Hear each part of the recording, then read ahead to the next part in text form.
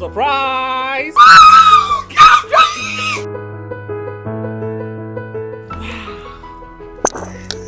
Congratulations, madam. I'm looking forward for a good business deal. It's my pleasure. Hey, and let you be. Excuse me, madam. I am a business partner. Mami can be being chill. Kinaata venicano. So we use what? A CSC ho. Emma hoye kama. Emma hoye obey moi. Na ko try she. Thank you. Kinaata Venicare. Kinaata Venicare is an oral tonic for maintaining vaginal hygiene. Not recommended for children below 12 years. Pregnant or lactating mothers should consult a doctor.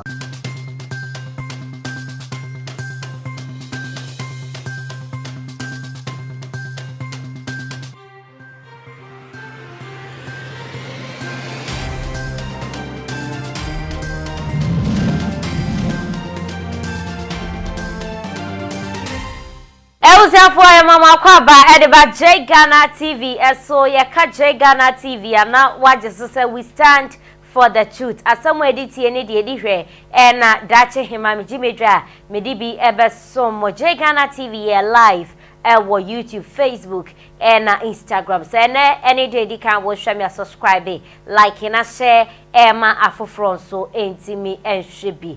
After for Ebeka ya Emreka kreni Achese ye Frank Nero ne Big Akwes enta wanta wabine menteme ho asibi Emma ne homene so ewo omontemo a ensamono akoye bebre na eye ananu ya Valentine Day na chese eye bloggers ene sinitwafo kumewu sinitwafo no eye nkabom ebo modern edi football gala ehihye so se womo edi beji womo eni na eye football gala yase ena Frank Nero ekopie mu ewase achese woche okodru ho no ohuni mpanimfo a woche ache wom afa wodru Big Akwes so esanse wone no 121 chia ena wodane ne ho se woko eho ena wayosi efre no so wonsa na chi embechia no abranti ebedru wa woyese wochia no Big Akwes trenenza ane na sumu anashun aje atese wabo na sum asemi ekoye bebrempeni fododo na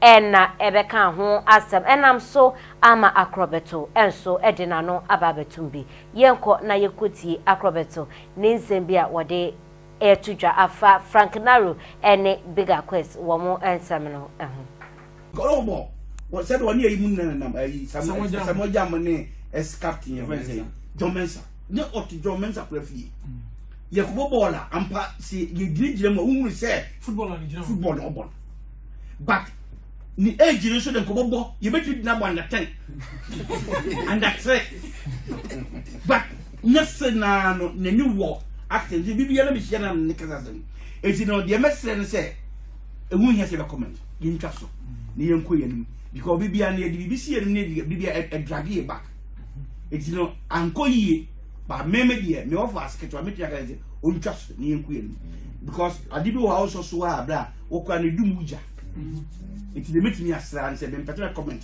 on trust ni enku yen Frank so aja tun of akasa because wa boni din akase pa fa no ena wa ba be kasa ni bibia aka eti nka ebe ya action bi ankophobia take am ka pa twentwen so said the answer me blue program as ya I am say me senior why you chinchina na say me nchia me ye said the open go ipanyini e say me di na asem so it said the me wo fe ka mo e say me twa so e na me pomini ni asem e na bibia ni obi a me ni obi a ni asem ye nyina ye one family or ye me panyini wa nyini che me ti me obo masum say ma ngu bibia antum say masum kra na pa ya doctor o ye be pam but me focus ni say ade bia madwuma me ye music no na me mama adwene nye dey enkoso na me pushi na da che me so me nya di nti no said of e ka ne dey me da na send na advice because of according to Frank was he no onye na adwene sen ko be ko kra because you careful and why you see tune for say on chia one chiama and ko nkasa no and no say na me ko chia no so we know say as what you introduce on you know or person on chiam yeah but of a sudden we cause we industry no boy the anima make sure say no the wiase o baby a enipa mi hie mi se hie bia no sara trade ekoso it is obi ka say e wo industry mu a me no I don't get the person well because say aware for kura machia yeah awale obra obi timi fast kakro obi twa me no pato say e both obi timi ma ni kun wo che no mahu obi a ni yire na fa no ho adwen so ni kun obepra no akoto break ya to go o try ni kun break ni me wa dwa kama ayi ni ho che na ti excuse me na hwini egu apo hu ye wa boja na yire o aje wo no so wo ko hu ani ya so ni adi bu no sadi an odin sadi na me na wo akweli jo de ni me botre ne so mo ade so me atade wo sai wo tibra eti don sebe enu krampo no ye problem on bra yeni a wo free baby me free ni o ba bi se ye be si akabo mo eti ndo so sebe amamo nkra I saw them paying everything kwa kusumi ya meno bra eno kra problem ya nka ndi wo problem Ebusia wote ya ene wedie wasumu a akrobeto ena wote ne nka se wo kasa no ni nyina ene se Frank Nero enje bibiemu ma enka na won focus ewo ne career no so se be ya ebetimi aboa ama wetimi akonanim ensemsem wedie wo se emfa no enkosi babia aha ena brama kwan ema yede yenkomo twetwe no ebesi me ka wo se Ghana TV ye live our YouTube, Facebook, and Instagram. Send any day can ya watch me subscribe, like it, na share Emma Afofronso intimi and should be asida kasiye and come glitz and glow skincare for Kinaata herbal and a Janelle organic food. Womo and a brano womo esoya sene Emma yetumi edisa jumedi ebesomo aside diho and come production crew. Makram. Hello, and your name is Adolfo Midindi Christy. And I'm your sole agent, Emma Glitz and Glow and Janelle Organic Food, Ewa Canada. Glitz and Glow and Janelle Organic Food companies, and no na Mr. Santiago Nene Nana Brown, Eda Ano. Bibi Biara, a far Glitz and Glow Biamu, me war. Carmen set, me war repairing set, me half cast, me war customized set. Stretch mark, hair pomade, and Kwalem Kuma to 2 phone Koko phone. Nina purely organic, a Benrian and swag, you know, organic food, no. A ban also will contain Tom Brown, me war and zomi papa be, me war a war, your spices, you name it. About your screen, I silver me number or no more. Press that number for more inquiries. You see anywhere, wherever you are in Canada. So what Toronto, so Brampton, Georgetown, Oakville, everywhere, Oshawa, wherever, Alberta, Nina, meeting me, I shipment abroad or no more. And see, Madam say. Me wa London. Baby, I'm a war here, war thamsto. What we here in Queeby. So war Manchester, war Birmingham, war Northampton, war Southampton, Milton Keynes. Outside London, baby. Who contact me, Mammy, will see an answer Helena.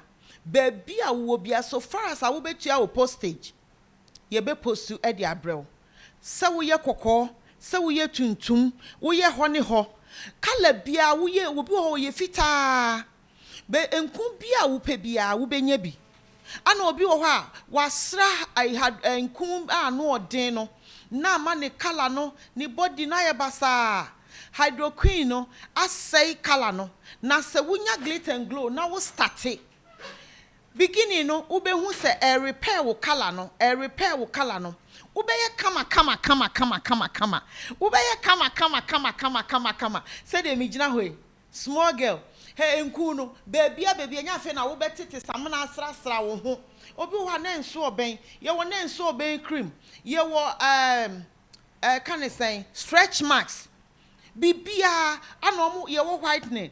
Wo se wo ye kokko, wo ye fita, wo pese wo ye fita. Bibia wo pa, wo hwi wo ringe Santiago kra, anase na brown wo Ghana. Enkum bia wo pe bia wo benya bi. Na me de me ka landing for contact me a. Bibia wo bia me de bebrel. Me wo fie. Me de fie 24 hours. Enti anytime bia wo pesa wo frame me numbers me enu nyina so a ba bia wo bia de how bia wo ka kire me a me sort problem na ma glitter and glow na ye wi ani aba organic product nso so konkonte enkatie rere edie esese kwa de wache powder ye wo prekese powder ye wo ginger powder ye wo honey wo ho bibia konkonte ye echese enwo zomi everything bibia wo de wo hwehwe sa product ya Ghana hwehwe Nana Brown anase Mr Santiago eba landing so a contact mami wusia Helena baby a wo bia no ye di bi bebro bibia wo ho wache powder kran so e wo ho enti bibia ni ho a wo hwehwe a won sanka enti ni nyina ye glit and glow.